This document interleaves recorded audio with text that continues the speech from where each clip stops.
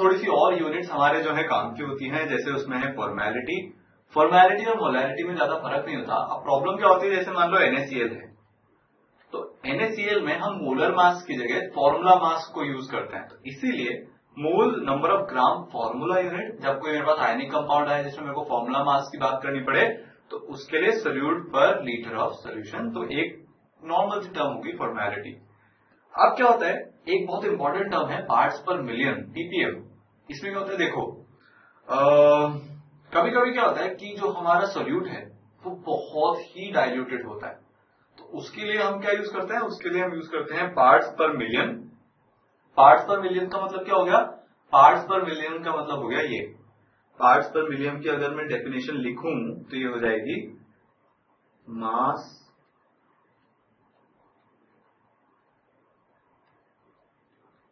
तो mass of solute upon mass of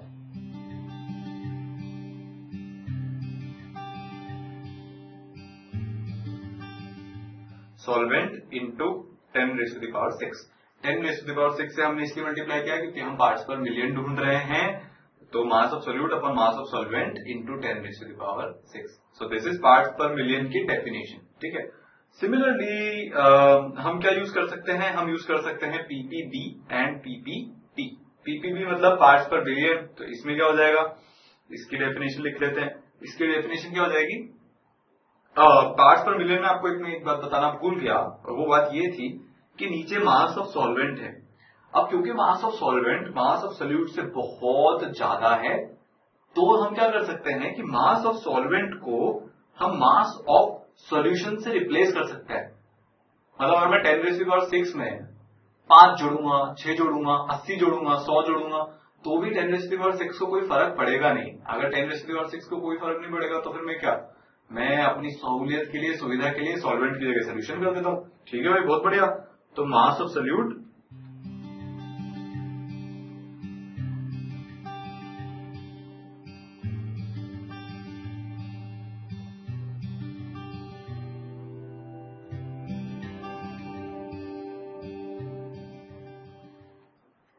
into 10⁶। तो ये जो दोनों टर्म है ये ऑलमोस्ट इक्विवेलेंट टर्म है, तो हम मास ऑफ सोल्यूशन वाले टर्म को चेंज करके लिख सकते हैं। तो अब अगर मैं आपको पीपीबी और पीपीटी बताऊं तो फिर मैं पीपीबी में क्या लिख सकता हूं,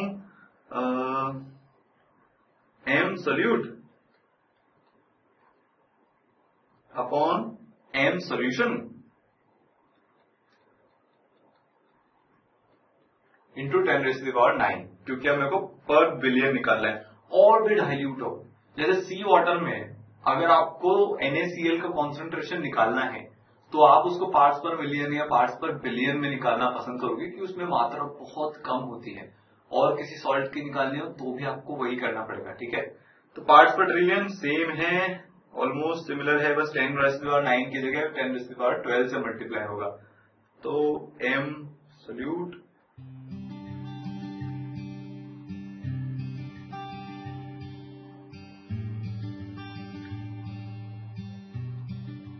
So this is PPB and PPT।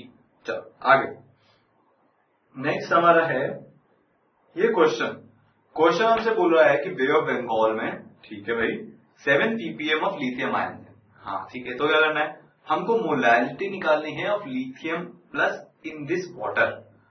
अच्छा, हमको मोलैलिटी निकालनी है। तो ppm का मतलब हो गया 7 ppm इज इक्वल टू 7 ग्राम पर 10⁶ ग्राम। तभी तो 7 ppm आएगा, क्योंकि मैं यहाँ पे 10⁶ से मैंने ऑलरेडी मल्टीप्लाई कर रखा था। 10⁶ ग्राम मतलब 10�3 kg। तो ये हो गया is equal to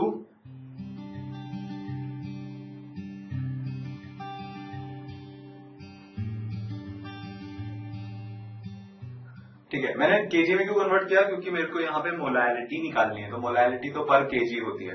7 gram lithium का मतलब हो गया 1 मोल लिथियम, क्योंकि लिथियम का मोलर मास होता है 7, तो ये हो गया 1/10⁻³ m या फिर इज इक्वल टू 10⁻³ मोलल, तो 10-3 मोलल सोल्यूशन है ये लिथियम आयन से। ठीक है, चलो नेक्स्ट क्वेश्चन है कि कॉन्सेंट्रेशन ऑफ, अब हम और एक क्वेश्चन करते हैं पीपीएम का, फिर उसके बाद आगे बढ़ेंगे। ठीक है, पीपीएम में इतना बहुत है।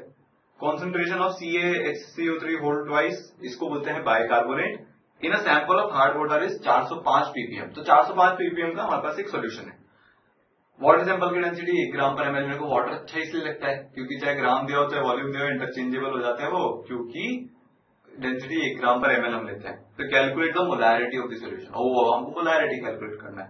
पहले CaHCO3 मतलब CaHCO3 होल ट्वाइस का मास निकाल लेते हैं। तो 40 प्लस 2 इंटू ये क्या है MCaHCO3 whole twice is equal to, H का मास 1 प्लस कार्बन का मास 12 प्लस ऑक्सीजन का मास 3 ऑक्सीजन है तो 48, और इसका होल ट्वाइस हमको करना है।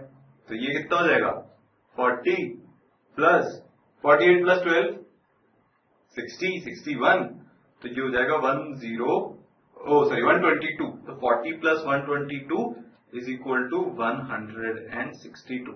तो ये इसका इतना मास हो गया।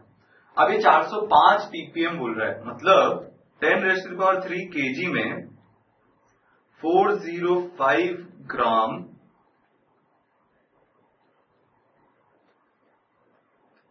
CaHC होल थ्राइस है, मतलब CaHCO3 होल ट्वाइस है। ये हमको इन्फॉर्मेशन किसने दी? ये हमको इन्फॉर्मेशन दी पीपीएम ने।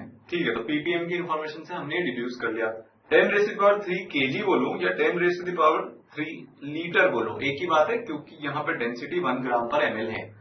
तो हमें 405 ग्राम CaHC होल ट्वाइस का पता नहीं मैं बार बार होल ट्वाइस क्यों बोल रहा हूँ, थोड़ा कंफ्यूजन हो रहा है, कोई बात नहीं, हो जाता है। तो अब मैं क्या करता हूँ, इसके नंबर ऑफ मोल्स निकाल लेता हूँ। नंबर ऑफ मोल्स, तो नंबर ऑफ मोल्स निकालने के लिए NCa इस बार सही बोलूंगा HCO3 whole twice is equal to 405 upon ये वाली क्वांटिटी 162। तो इतने नंबर ऑफ मोल्स हो गए। तो अब मैं क्या करता हूं, मैं मोलैरिटी निकाल लेता हूं। M is equal to 405 upon 162 into 10⁻³ 10⁻³ कहां से आया? वो यहां से आया। 10⁻³ लीटर सोल्यूशन है, तो इसका जितना भी आंसर आएगा वो सही है। ठीक है, तो इसका अप्रोक्सीमेटली अगर मैं आपसे आंसर बोलूं आपको तो 162 320, तो अप्रोक्सीमेटली 2.5 इंटू 10⁻³ m आना चाहिए। बहुत अप्रोक्सीमेट आंसर है ये। ठीक है, अच्छा अगर आपको अब लग रहा हो कि मैं बार बार डेसिमल में आंसर निकाल रहा हूं और ये अगर सिंगल करेक्ट में आया तो ठीक है, और कैसे आ सकता है? तो और ऐसे आ सकता है कि आपको वो ऐसा बोलेंगे कि आप आंसर को 2 से मल्टीप्लाई करो। ठीक है, 2 से मल्टीप्लाई करो और जो ये वाली टर्म है तो ये क्या हो जाएगा 2 से मल्टीप्लाई करने पर 5 इंटू 10⁻3। अगर मैं इसको 2 से मल्टीप्लाई करूंगा, आपसे क्वेश्चन में वो ऐसा बोल सकते हैं। 2 से मल्टीप्लाई किया और फिर वो बोलेंगे कि जो टर्म 10⁻³ की नहीं हो उसको प्लस 10⁻³ टर्म को ऐड करके आंसर निकालो। तो -3 + 5 2 हो जाएगा। तो न्यूमेरिकल बेस्ड क्वेश्चन में ये क्वेश्चन आ सकता है, तो ऐसे ध्यान रखना। ठीक है, ये अलग अलग टाइप के क्वेश्चन आजकल बहुत बनने लगे हैं, पैटर्न चेंज हो जाता है। अगला क्वेश्चन है कि मोल फ्रैक्शन आपको कैलकुलेट करने हैं। Components of the solution compose bye 92 gram of glycerol and 90 gram water. आपको मास ऑफ वाटर दिया है, मास ऑफ ग्लाइसरॉल भी आपको दिया हुआ है। कर लेते हैं भाई, मोल फ्रैक्शन कैलकुलेट करना है ना, तो पहले NH2 निकाल लेते हैं। NH2 के 90/18 5, N ग्लाइसरॉल निकाल लेते हैं 92/92 1। बस अब तो मोल फ्रैक्शन आपको कैलकुलेट करना है, तो XH2 हो जाएगा 5/5 + 1 5/6 और X ग्लाइसरॉल हो जाएगा 1/5 + 1 मतलब 1/6। ठीक है, चलो आसान क्वेश्चन है।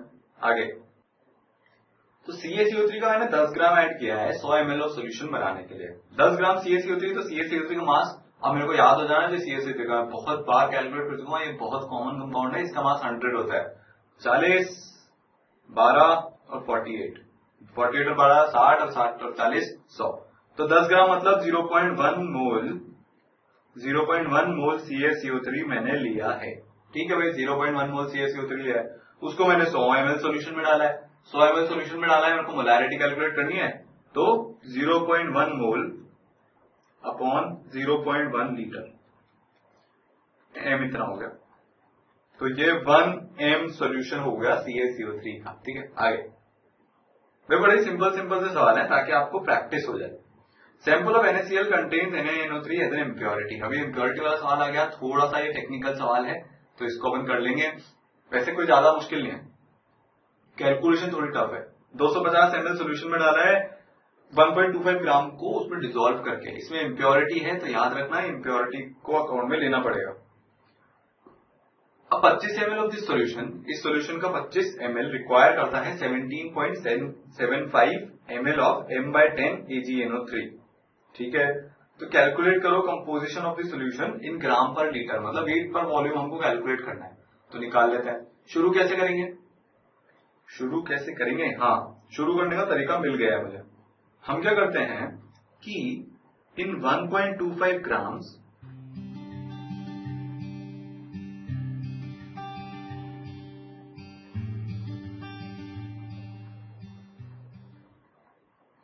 हम क्या अज्यूम कर लेते हैं कि x ग्राम तो मेरे पास NaCl है। ठीक है, तो मैंने x ग्राम NaCl मान लिया। ठीक है, तो 250 ml में x ग्राम NaCl है, तो पहले NaCl के मोल्स निकालने हैं, पहले NaCl के मोल्स निकाल लेते हैं।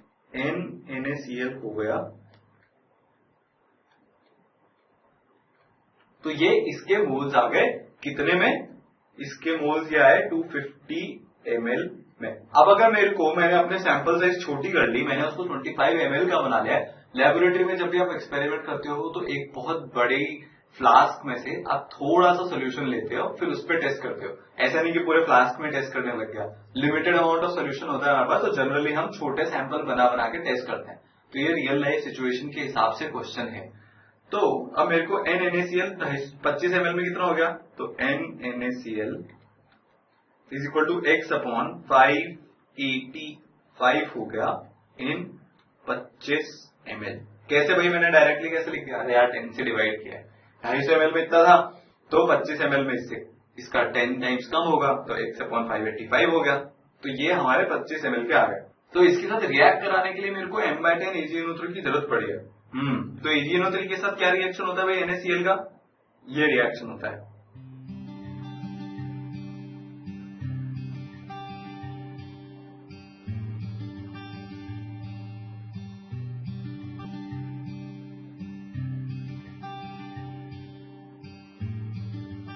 अगर आपको अभी ऐसा लग रहा हो कि मैं ये सारी रिएक्शन कहां से ले आया, तो डरने की कोई जरूरत नहीं है। ओवर टाइम आपको भी याद हो जाएगी। अपन इतनी बार ये रिएक्शंस लिखेंगे कि धीरे धीरे याद हो जाएगी। तो आप याद करना यहीं से शुरू करो। ठीक है, इसके ऊपर एक पूरा चैप्टर भी होता है कि कौन किसके साथ रिएक्ट करने की टेंडेंसी रखता है, वो अपन देखेंगे धीरे धीरे।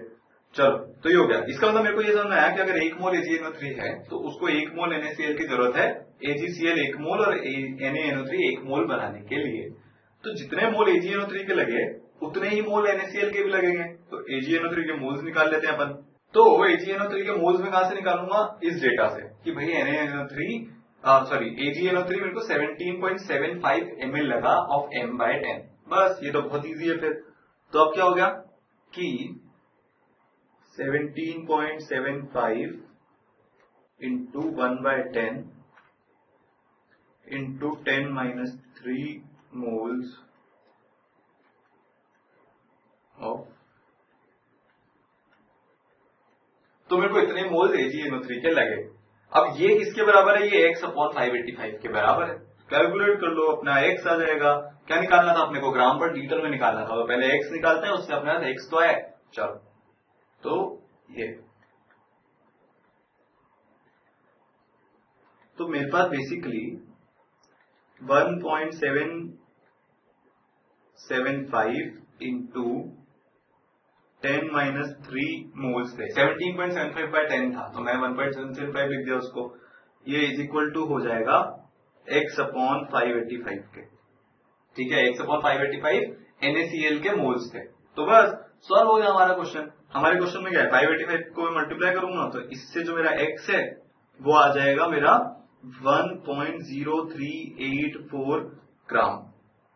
तो मेरा 1.0384 ग्राम आ गया। मेरे को NaNO3 भी मिल जाएगा। तो मास ऑफ NaNO3 मेरा सैंपल में इम्प्योरिटी थी, ठीक है। तो NaNO3 का मास कितना हो जाएगा 1.25 मैंने सैंपल लिया था 1.25 ग्राम माइनस 1.0384 इज इक्वल टू 0.2116 ग्राम। इतना मेरे पास NaNO3 हो गया, ठीक है। बस अब तो आप कुछ नहीं निकालना, अब तो इसको वेट बाय वॉल्यूम करना है। कर लेते हैं, चलो। सॉल्यूशन लिया था 250 ml, ठीक है। तो 250 ml सॉल्यूशन को 1.0384 बाय 250 इंटू 1000, मेरे को ग्राम पर लीटर निकालना है, इसलिए मैंने 1000 से मल्टीप्लाई किया, क्योंकि नीचे मेरा ml था। तो ये मेरा आंसर आ गया 4.1536 ग्राम पर ml। सिमिलरली आप NaNO3 के लिए कैलकुलेशन करोगे तो NaNO3 का आंसर आ जाएगा 0.2116 अपॉन 250 इंटू 1000, मतलब 0.2116 इंटू 4, सीधी सी कैलकुलेशन है। तो वो आंसर आ जाएगा मेरा 0.8464। अरे 0.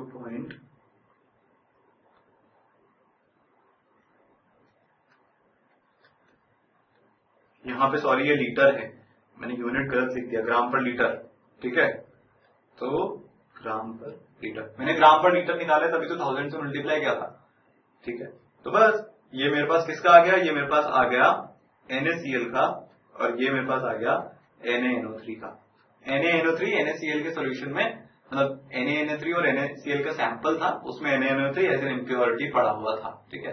चलो, हाँ तो भाई नेक्स्ट है mixing of solutions. Mixing of solution में क्या होता है कि अपन law of conservation of moles लगाते हैं। अब मान लो मैंने दो सॉल्यूशन मिक्स किए, मैं बेसिकली आपको ये बताना चाह रहा हूँ कि कॉन्सेंट्रेशन ऑफ टर्म्स में मैं क्या क्या खेल सकता हूँ। तो मैं क्या कर सकता हूँ, दो सॉल्यूशन को मिक्स कर दूंगा तो उनका कॉन्सेंट्रेशन चेंज हो जाएगा, ठीक है भाई। तो ये जो है इसमें अपन जो यूज करेंगे, जो कि अपने लिए यूजफुल है, वो ये है कि law of conservation of moles होगा। अब यार मैंने दो सॉल्यूशन में मिलाए हैं, तो वो सॉल्यूशन खा थोड़े ना जाएगा किसी को, है कि मेरे में इतने एटम्स है, तेरे में उतने एटम है, अगर तूने मेरे में इतने एटम डाल दिए तो मैं एटम्स खा जाऊंगा। तो सॉल्यूशन 1 सॉल्यूशन 2 से ऐसा नहीं पूछ सकता ना, नंबर ऑफ मोल्स तो कंजर्व करने पड़ेंगे, तो कंजर्वेशन लगाएंगे। तो क्या हो जाएगा, इसमें दो केस बना देता है। केस 1 जब दोनों सॉल्यूशन में सेम सॉल्यूट हो, ठीक है, तो उसमें क्या हो जाएगा, फाइनल मोलैरिटी हो जाएगी total moles per total volume. Total moles calculate करो, टोटल वॉल्यूम कैलकुलेट करो, आपका आंसर आ गया। तो क्या हो जाएगा, M1V1 plus M1V1 plus M2V2 upon V1 plus V2। तो ये आपकी फाइनल मोलैरिटी हो जाएगी, ठीक है। दूसरा केस भी कर लेते हैं, उससे पहले एक क्वेश्चन कर लेते हैं। केस 2 से पहले एक question. 40 ml of 0.4 m of KMnO4 आपने मिक्स किया है 60 ml of 0.6 m of KMnO4, ठीक है। तो कैलकुलेट करो molarity of the final solution. Molarity calculate कर लेते हैं फाइनल सोल्यूशन की। सो हमको क्या लगाना है, M1V1 plus M2V2 upon V1 plus V2। अब देखो सब कुछ जो है ml में और ऊपर जो है मोल्स में, तो अगर मैं ऊपर और नीचे दोनों में ml यूज करूंगा तो मेरा ml से ml कट जाएगा। तो मैं इसमें अपनी कैलकुलेशन को इजी करने के लिए इन सबको लीटर वीटर में कन्वर्ट नहीं करूंगा। मैं क्या बोल रहा हूं, मतलब कि ये मैं क्या करूंगा, directly 40 into 0.4 plus 60 into 0.6 upon 100 क्यों, क्योंकि 40 प्लस 60 100 होता है। अब मैं इसमें आपसे ये बोल रहा था कि मैंने ml को लीटर में कन्वर्ट नहीं किया। अगर मेरे को actual molarity number of moles निकालने थे तो मेरे को पहले इसको लीटर्स में कन्वर्ट करना चाहिए था इस 40 को, पर क्योंकि नीचे भी ml है तो मैं यूनिट डायमेंशन लगाऊंगा, ऊपर ml नीचे ml दोनों कट जाएंगे, फाइनली बचेगा नंबर ऑफ मोल्स। तो मेरा आंसर कितना हो गया, ये 40 इंटू 0.4 16 प्लस 60 इंटू 0.6 36 अपॉन 100। तो ये मेरे पास फाइनली आ गया 0.5 मोलर सोल्यूशन ऑफ KMnO4। ये KMnO4 टाइट्रेटिंग एजेंट होता है। लेबोरेटरी में आप एक्सपेरिमेंट करोगे और बहुत दुख होने वाला है इस एक्सपेरिमेंट करते हुए। एक बूंद कम कुछ नहीं हुआ, एक बूंद ज्यादा कलर चेंज हो गया, वापस से रिपीट करना पड़ेगा। मजेदार है। अगला केस क्या है कि मैंने एक्स्ट्रा सॉल्वेंट ऐड कर दिया, मतलब मैंने डाइल्यूशन कर दिया उस पूरे के पूरे सोल्यूशन का। इंट्यूटिव है इसके सारे केस, ठीक है। चलो आगे चलते हैं, क्वेश्चन करेंगे अब। और अपन क्या करेंगे, इसमें आप क्या करोगे, आपकी वॉल्यूम बढ़ गई तो सिर्फ नीचे V1 प्लस V2 कर देना V1 की जगह, तो M1 V1 upon V1 plus V2। तो ये रहा आपके सामने पहला केस। पहला केस आपसे बोलता है 500 ml 0.1 HCl को 500 ml 0.2 HCl के 0.2 m HCl के साथ ऐड किया है। ये तो M1 V1 plus M2 V2 वाला केस लग रहा है, तो लगा देते हैं। तो 500 इंटू 0.1 प्लस 500 इंटू 0.2 अपॉन 1000 हो गया अपना काम। ये कितना आ जाएगा, 50 प्लस 100 अपॉन 1000, तो 150 अपॉन 1000 मतलब 0.15 मोलर। ऐसे जल्दी जल्दी करेंगे अपन सारे क्वेश्चन, कैलकुलेशन एकदम क्विक टिप्स पे होनी चाहिए, ठीक है।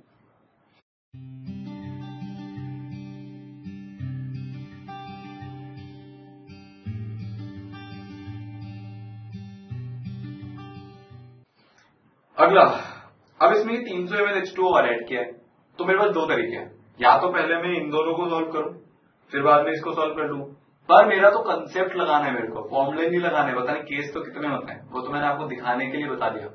मेरा ये था total number of moles upon volume. तो बहुत सिंपल है, टोटल नंबर ऑफ मोल्स कितने हो जाएंगे, 50 into 0.1 plus 150 into 0.3 upon total volume 50 इससे आई, 150 इससे आई, और 300 भी तो आई जो हमने एक्स्ट्रा पानी डाला, तो 300। ये आपका क्वेश्चन सॉल्व हो चुका है, ठीक है। तो इसका आंसर कितना आएगा, ये 50 इंटू 0.1 5, 150 इंटू 0.3 145, तो 50 अपॉन 50 प्लस 150 200 प्लस 300 500, तो ये इज इक्वल टू हो गया 0.1 m। खत्म। आगे 50 ml of 20% weight by weight HNO3 solution जिसकी डेंसिटी 1.2 ग्राम पर ml है, इसको आपने 0.75 लीटर वाटर से मतलब वाटर तक डाइल्यूट कर दिया। Strength of diluted solution in percentage weight by volume. ऐसे केसेस में आपको नंबर ऑफ मोल्स निकाल लेने चाहिए, और किसी तरह से मत करना क्योंकि नंबर ऑफ मोल्स कंजर्व रहेंगे, तो नंबर ऑफ मोल्स पहले जितने थे डाइल्यूशन के बाद भी उतने रहेंगे। तो सॉल्व कर लेते हैं। 50 ml of 20% weight by weight HNO3 solution जिसकी डेंसिटी है 1.2 ग्राम पर वेट बाय वेट दिया है, तो मेरे को 50 ml को पहले तो वेट में कन्वर्ट करना पड़ेगा। तो MHNO3 कितना हो जाएगा भैया, MHNO3 हो जाएगा 50 into 1.2 is equal to 60 grams. अब 20% वेट बाय वेट है, ये तो MHNO3 का सॉल्यूशन का मास है ऑफ सॉल्यूशन। तो MHNO3 खुद कितना हो जाएगा, इज इक्वल टू 20/100 इंटू 60। जब मैंने 100 से गुणाकार नहीं किया, भागाकार किया, और 60 से गुणाकार किया, तो मेरे पास HNO3 का मास आ जाएगा, जो क्या आएगा 12 ग्राम। अब यही 12 ग्राम मास जो है 0.75 लीटर में भी रहेगा, ठीक है। तो 0.75 लीटर में रहेगा, तो मेरा फाइनल आंसर कितना हो जाएगा 12 ग्राम पर 0.75 पर इधर हो जाएगा लीटर, तो ये हो जाएगा 16 ग्राम पर लीटर। इतना सिंपल सा क्वेश्चन है, 16 ग्राम पर लीटर मेरा आंसर आ गया। फंडा समझना, फंडा यही है, पहले मैंने मास या मोल्स निकाले हैं, वो कंजर्व रहने वाले हैं, फिर नीचे वॉल्यूम के साथ आप जो भी करते रहो, जो ऐड करना है जो सब्ट्रैक्ट करना है कर लो, मैं बाद में फाइनल वॉल्यूम निकाल के उसे डिवाइड कर दूंगा, तो मेरे पास परसेंटेज वेट बाय वॉल्यूम आ जाएगा, परसेंटेज वेट बाय वेट आ जाएगा, मोलैरिटी आ जाएगी, ये आ जाएगा, वो आ जाएगा, सब आ जाएगा। चलो ये वाला क्वेश्चन बढ़िया है, कंफ्यूजन है थोड़ा सा इसमें, आपको टाइम लगता है समझने में, मैं ये कैसे बोल सकता हूँ, क्योंकि जब मैं पढ़ता था मुझे भी टाइम लगा, हो सकता है आपको ना लगे, सकता है किसी को लगे किसी को ना लगे, सब मेरे जितने डम थोड़े ना होते हैं, है ना। चलो, सो 2 kg of 5 m aqueous urea solution is diluted to 5 kg. What is molality of diluted solution? 2 kg of 5 m। तो जब भी ये मोलैरिटी का पंगा होता है, तो मैं क्या करता हूं, मैं ये एक काम करता हूं कि मैं 2 kg है 5 m। तो मैं एक काम करता हूं कि 1000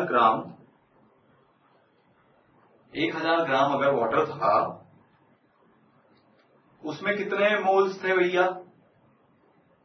यूरिया के 5 मोल्स थे। यूरिया क्या होता है? NH2 CO NH2, ये यूरिया होता है। यूरिया को तो हम पता नहीं कब से देख रहे हैं, शुरू ही हमने मोल कंसेप्ट यूरिया से किया था। तो इसका मैं मास निकाल लेता हूं।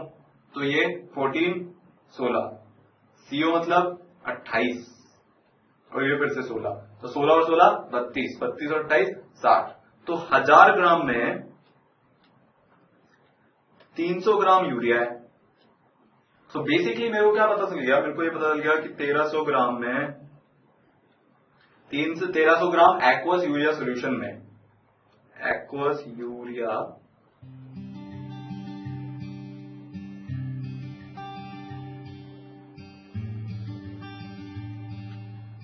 300 ग्राम यूरिया है। अब मेरे को उसको 2 kg दिया हुआ है। अब देखो, मैं इसमें डायरेक्टली ये नहीं बोल सकता कि 5 kg में भी 300 ग्राम यूरिया रहेगी। ऐसा मैं क्यों नहीं बोल सकता? क्योंकि 2 kg में आपको पहले कन्वर्ट करना पड़ेगा। तो अगर 1300 ग्राम में 300 ग्राम है तो 2 kg में कितनी होगी? तो 2 kg में हो जाएगी 2000 अपॉन 1300 इंटू 300। 1300 ग्राम में 300 ग्राम यूरिया थी, ठीक है। 1300 ग्राम में 300 ग्राम यूरिया थी, तो 2000 ग्राम में कितनी यूरिया होगी? इतनी यूरिया होगी। बस ये कैलकुलेट कर लो। इनफैक्ट बाद में कैलकुलेट कर लेना। अब मेरे को निकालना है कि मैंने उसको 5 kg से डाइल्यूट कर दिया तो मेरी मोलैलिटी क्या होगी। तो इसको मैं क्या करता हूं कि मैं इसको यूरिया के मास से डिवाइड कर देता हूं। ये हो गया। तो मेरे ये आ गए number of moles. Number of moles आ गए, जितने भी नंबर ऑफ मोल्स आए फाइनल यूरिया के, जो कि 5 kg में रहने वाले हैं। इसको मैं क्या करूंगा? 1/5 से मल्टीप्लाई कर दूंगा, तो मेरा फाइनली नंबर ऑफ मोल्स आ गए। तो मेरा मतलब मेरी मोलैलिटी आ गई। तो m molality is equal to 2000 by 1300 into 300 upon 60 into 1/5। बस खेल खत्म, ठीक है। ये मेरे पास मोलैलिटी आ गई। तो ये से ये कट गया क्योंकि 300/65, तो फाइनली मेरे पास मोलैलिटी आ गई 2000/1300। तो मोलैलिटी कम हो रही है क्योंकि हमने कॉन्सेंट्रेशन को जो है बढ़ा दिया, ठीक है। चलो आगे, कॉन्सेंट्रेशन को कम कर दिया, मतलब नीचे जो सॉल्यूशन था उसमें जो सॉल्वेंट था उसका मास हमने बढ़ा दिया, तो कॉन्सेंट्रेशन मेरी कम हो गई। 1.11 gram CaCl2 is added to water forming 500 ml of solution. Though 20 ml of this solution is taken and diluted 10 folds. तो आपको Cl- के आयंस पता करने हैं 2 ml of diluted solution में। चलो करते हैं। बहुत छोटी छोटी कैलकुलेशन होने वाली है इसमें, पर करना तो पड़ेगा। सबसे बढ़िया क्या तरीका है? नंबर ऑफ मोल्स का तरीका है। पहले सबसे पहले नंबर ऑफ मोल्स कैलकुलेट कर लो जो भी आपको गिवन है। तो 1.11 ग्राम है भैया CaCl2 का, तो NCaCl2 is equal to 1.11 upon CaCl2 का मास 40 प्लस Cl 35.5 इंटू 2 71, 40 प्लस 71 111। आपको ये दिख रहा है कि जनरली फिगर ऐसे आते हैं जो सब कैंसिल हुआ जाता है, तो ये 0.1 आ गए। तो 0.1 मोल्स ऑफ 0.1 नहीं होगा, ये 0.01 होगा। गलत गलत मत बताओ मेरे को। 0.01 मोल्स ऑफ CaCl2 हमारे पास हो गया 500 ml सोल्यूशन में। अब इसका मैंने 20 ml सोल्यूशन लिया है, मतलब मैंने 25 गुना कम कर दिया। तो इन 20 ml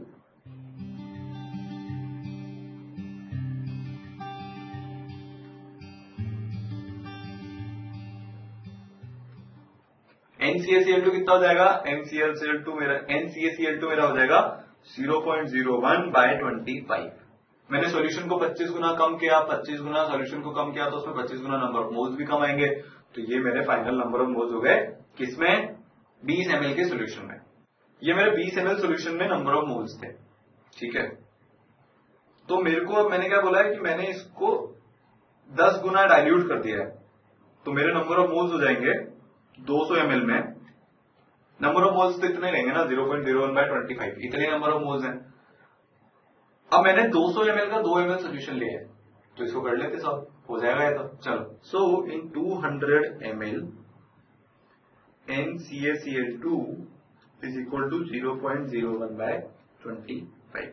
नंबर ऑफ मोल्स उतने रहने। तो 1 ml में कितना हो जाएगा भाई?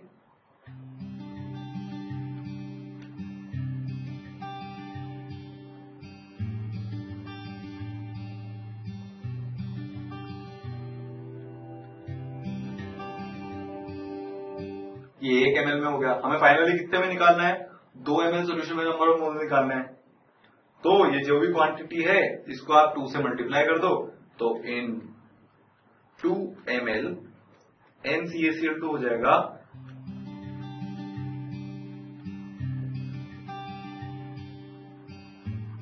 कैसे? ये हो गया, तो मेरे पास हो गया 10-4/25। ठीक है। अगला क्वेश्चन मेरे से बोल रहा है कि 5000 ml मैंने 0.6 मोलर H2SO4 लिया है, एसिड को मैंने मिक्स कर दिया 2 litre of 98% weight by volume of H2SO4। Specific gravity मतलब वाटर की 4 डिग्री सेल्सियस की जो डेंसिटी होती है, मतलब 1 ग्राम पर लीटर डेंसिटी, उसके रिलेटेड। तो मतलब 1.84 ग्राम पर लीटर, 1.84 ग्राम पर ml इसकी डेंसिटी हो गई 98% weight by volume H2SO4 solution की। तो स्पेसिफिक ग्रेविटी की डेफिनेशन अगर आपको याद होगी तो आपसे ये क्वेश्चन हो जाएगा, नहीं तो नहीं होगा, इसलिए मैंने वहां पे स्पेसिफिक ग्रेविटी आपको बताया था। ठीक है, चलो अब स्पेसिफिक ग्रेविटी रिजल्टिंग मिक्सचर की भी दे दी, तो बहुत बढ़िया किया भैया। What is the molarity strength of the mixture, इसकी भी स्पेसिफिक ग्रेविटी दी है, और मास लॉस नहीं हो रहा ड्यू टू मिक्सिंग, हमको ये अज्यूम करना है। मतलब कोई रिएक्शन नहीं हो रहा, रिएक्शन हो रहा होता तो भी मास लॉस नहीं हो रहा होता, है ना। तो अब करते हैं, चलो। तो 5000 ml हमको 0.6 m H2SO4 का दिया है, 2 लीटर हमको इसका दिया है। तो पहले अपन एक काम करते हैं कि टोटल मास निकाल लेते हैं, रिजल्टिंग सॉल्यूशन का मास निकाल लेते हैं ना पहले अपन, तभी तो अपने को पता चलेगा। मोलैरिटी पता लगाने के लिए मास निकाल के वॉल्यूम, वो मोल्स निकालेंगे, फिर उससे वॉल्यूम निकालेंगे, वो mass upon moles upon volume करेंगे तो मोलैरिटी आ जाएगा। चलो, तो सबसे पहले अपन करते हैं मास ऑफ रिजल्टिंग सॉल्यूशन।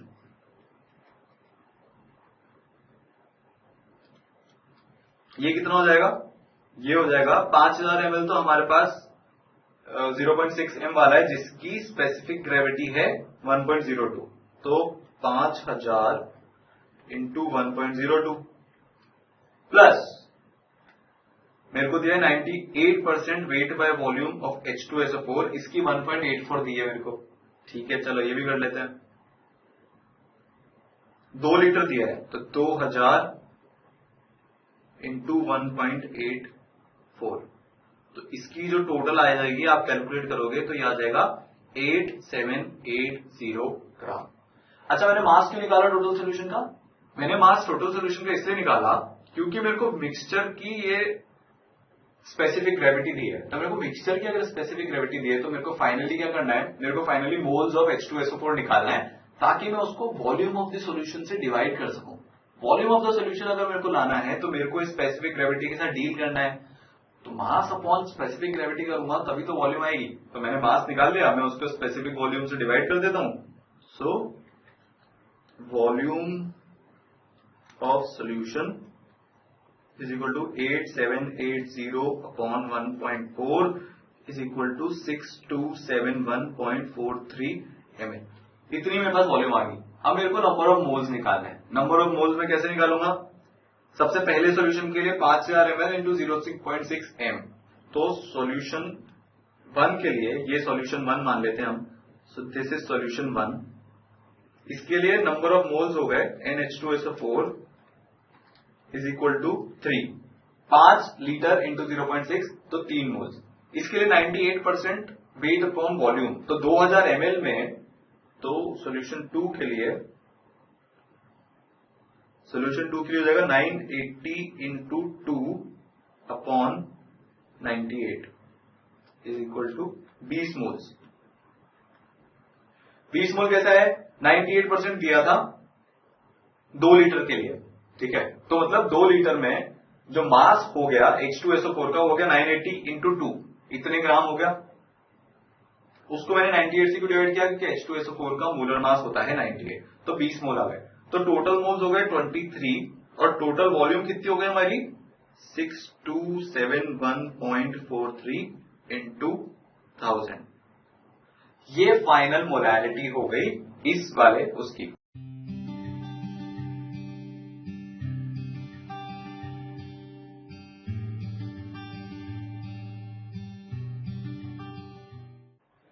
ये क्वेश्चन हमसे पूछ रहा है कि हमें NaOH का कितना, बेसिकली हमको NaOH के कितने मोल्स चाहिए कि मैं 20 ml of 2 molar H3PO4 solution को पूरा न्यूट्रलाइज कर पाऊं। तो यहाँ पे एसिड बेस रिएक्शन हो रहा है, तो मेरे को नंबर ऑफ मोल्स अगर NaOH के चाहिए हैं तो पहले तो मेरे को बैलेंस रिएक्शन लिखनी पड़ेगी। तो लिख लेते हैं H3PO4 प्लस समथिंग NaOH। अच्छा, मैं आपको बता दूं अभी कि न्यूट्रलाइजेशन रिएक्शन में हमको सॉल्ट मिलता है प्लस वाटर मिलता है, एसिड और बेस जब रिएक्ट करते हैं। तो सॉल्ट क्या मिलेगा, PO4 3- मेरा आयन है, Na प्लस मेरा आयन है, जो नए होंगे सॉल्यूशन में जो घूम रहे होंगे इधर से उधर, Na, और बाकी तो वाटर बनेगा। तो मेरा बन जाएगा Na3PO4 प्लस H2O। तो यहां पे मैं किसको बैलेंस करूं, सोडियम को बैलेंस करता हूं। तो ये 3 NaOH हो जाएगा और ये मेरे पास कितने हाइड्रोजन हो गए टोटल, 3 और 3 6 हो गए, तो यहाँ पे 3H2। तो मेरी रिएक्शन बैलेंस हो गई। इसका मतलब 1 मोल H3PO4 के लिए मेरे को 3 मोल NaOH चाहिए है। अच्छा, H3PO4 हमको कितना दिया है, 20 मोल 2 मोलर सोल्यूशन दिया है, 20 मोल 2 मोलर सोल्यूशन। तो 4 इंटू 40, अगर मान लो 20 लीटर होता तो कितने मोल्स हो जाते, 40 हो जाते, पर ये 20 ml है तो 40 इंटू 10-3 मोल्स।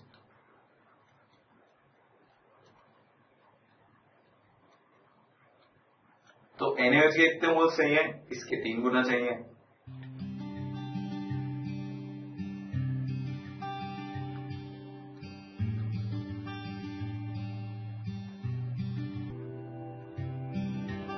अच्छा ठीक है भाई, तो अब ये वाले मोल्स में लाऊंगा कहां से, ये वाले मोल्स में जो क्वेश्चन की शुरुआत में जो हमको इन्फॉर्मेशन दिया है, मैं ये वाले मोल्स वहां से लाऊंगा।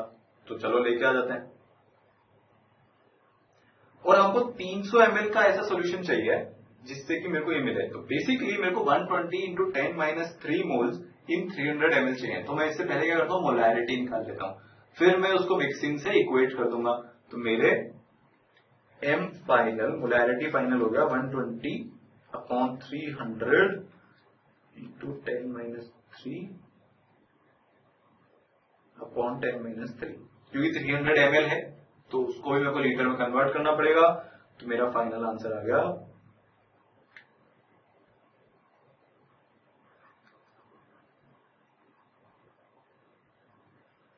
तो मेरा जो फाइनल सोल्यूशन है वो 0.4 मोलर सोल्यूशन है।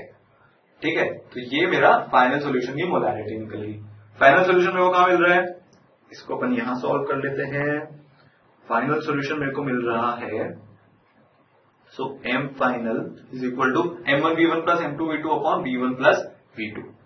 तो 0.4 मेरे पास है वो, तो 0.2 इंटू एक्स हमको यही निकालना है, क्योंकि यहां पे ये रहा कितनी वॉल्यूम मेरे को चाहिए ml में, इंटू 500 इंटू 0.5, ये इंटू नहीं है, प्लस अपॉन x प्लस 500, और ये m फाइनल क्या है 0.4। तो 0.4 is equal to this, so 0.2x plus 250 upon x plus 500। इसको आप सॉल्व कर लो तो आंसर आ जाएगा। तो कर लेते चलो, 0.4x plus 500 into 0.4 200 is equal to 0.2x plus 250। तो 0.2x में इधर ले जाता हूं तो मेरा फाइनल आ जाएगा 0.2x इज इक्वल टू 50। तो x कितना हो गया 50/0.2 which is equal to 250 ml। ठीक है, तो इस तरह के क्वेश्चन ऐसे सॉल्व कर रहे हैं, आपको पीछे से शुरू करना था। और मैंने आपसे फिर भी बोल रहा हूं कि जिसमें आपको मिनिमम कैलकुलेशन करनी पड़े, आप वो वाला काम करना। तो मैंने इसमें फाइनल मोलैरिटी निकाली थी यहाँ पे, क्योंकि मुझे फॉर्मूला पता है कि m1v1 plus m2v2 upon v1 plus v2 से मैं फाइनल मोलैरिटी निकाल सकता हूं। तो मैं फाइनल मोलैरिटी में पहले ही खेल लिया। ठीक है, चलो तो इसी तरह से ये कॉन्सेंट्रेशन टर्म से क्वेश्चन सॉल्व हो जाते हैं।